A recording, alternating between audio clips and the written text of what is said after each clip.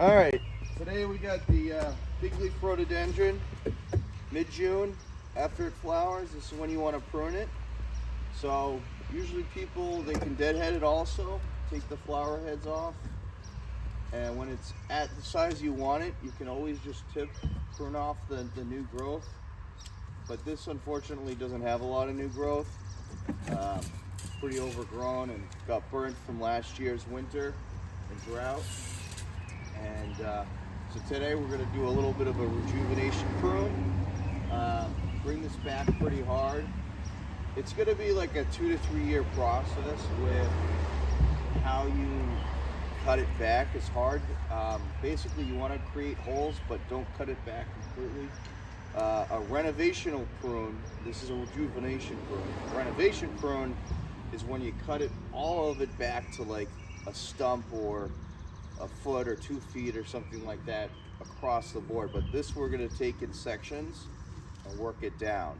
So with this, I'll find a bigger branch, a bigger leader here, come in here and cut that out. Some of this little stuff in the middle is good, we want to keep that. But some of this stuff that's a little bit more woody, a little thicker, about 1/2 inch, I'm going to cut out. Create some nice holes for light to come in here.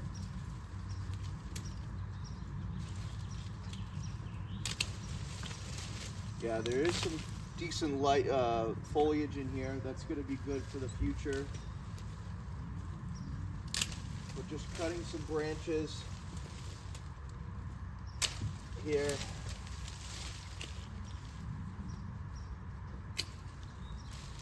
And we're going to probably bring this down a couple feet, bring it in.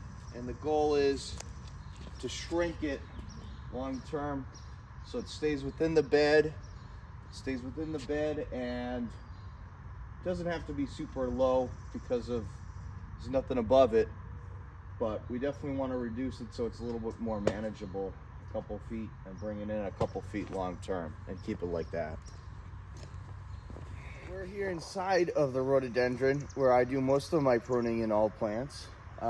When you are in the inside of the tree or plant, you get a much better perspective. You can see the branch structure. You can kind of see where it goes. When I was trained by a couple arborists, this is how I learned, and honestly, it's the best way. Light can help too, like you're not blinded by the light or whatnot from the outside, so you can kind of look up through things. So here, we're gonna make some bigger cuts with the saw, punch some good sized holes in here. And so this branch right here, I'm gonna cut out. And what is this, about 1 inch thick, and we're gonna just put a nice hole in the tree here. And so now light's gonna come in here, and always want to get the dead out too.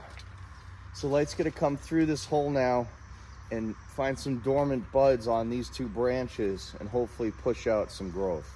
So that's the goal of what we're doing with this here. Over here, same thing. We're going to cut some bigger sized holes.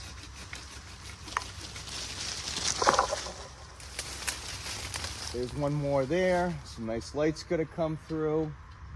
And then probably do one over here. Let's see. This one's a little thicker, which is good. I usually go with the thickest ones.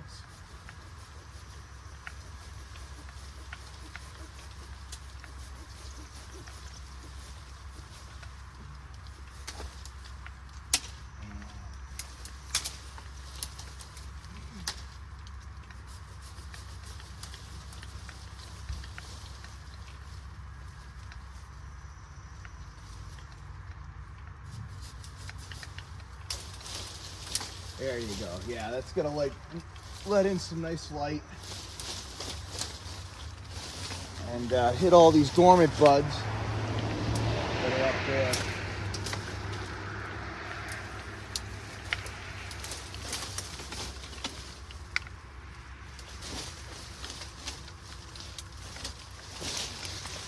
Yeah, that's gonna be good.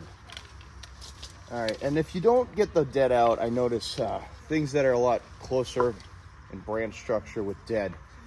I noticed those dormant buds don't react as much. So if you leave the dead, theoretically, it kind of freezes up the growth. Now that the dead's gone, it's nice and clean, and then it wants to push out more. So it's just a lot easier for the rejuvenate, and it looks better. You got to get dead out, you know. So after I made my big cuts in the inside, I'll go in here a little bit and just open it up a little bit more with like 1/2 inch branches. So I'll come in here, you know, I have the core, and then now these are the kind of secondary renovation cuts, rejuvenation cuts. A little bit of shaping with it, but mostly just opening it up a little bit more, fine tuning it, just so it's not as dense still. And then get more dead wood.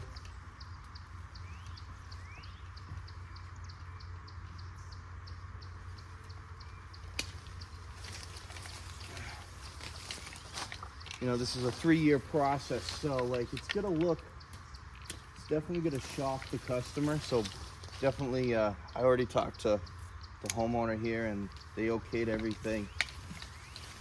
And luckily, this tree here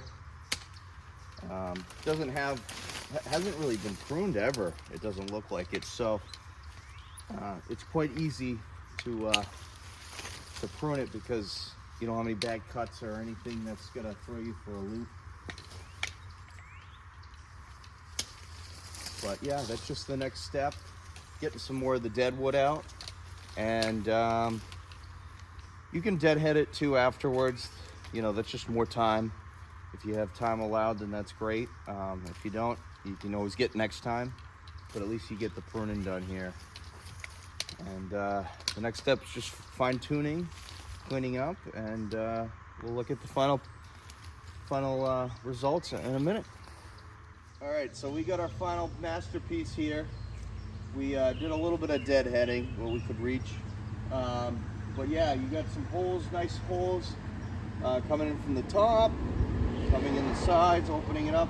So hopefully what will happen is in here, all this open area, light will come through. These buds, dormant buds inside here will start pushing out growth.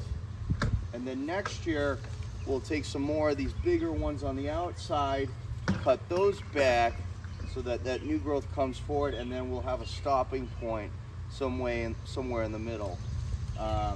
There is a few more pieces of dead in here, but I got 80–90% of it, enough so that the light can get in there and push out those buds.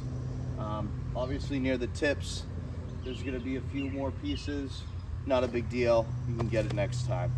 But that's basically it. That's how you rejuvenate year 1 a rhododendron. You can also do a lilac, viburnum this way, anything woody, shrubs like that. Hydrangeas, that's a whole nother ball game, different style, but for these, those more traditional woody shrubs, woodland kind of shrubs, that's how you prune them.